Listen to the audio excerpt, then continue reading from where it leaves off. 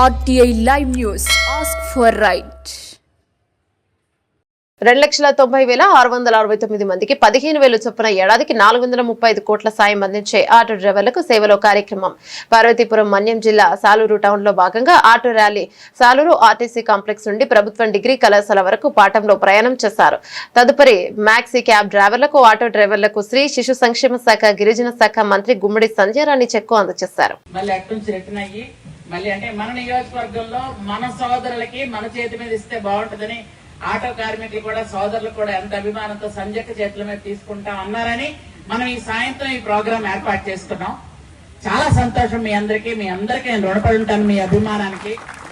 ఎందుకంటే ప్రతి నియోజకవర్గంలో ఎక్కడో ఉదయం మంత్రి చేస్తే వేరే వాళ్ళు ఎవరో ప్రోగ్రాం చేస్తున్నారు, కానీ ఒప్పుకోకుండా మా సంజయ్ చేతుల మీద తీసుకుంటాం, మా సంజయ్ చేతుల మీద తీసుకుంటామని ఆటో డ్రైవర్లు అందరూ అన్నారు అని అంటే నాకు చాలా చాలా చాలా సంతోషంగా ఉంది. Thank you very much. ఈ రోజు ఆటో డ్రైవర్ల సేవలో ఈ కార్యక్రమానికి సభాధ్యక్షులు మన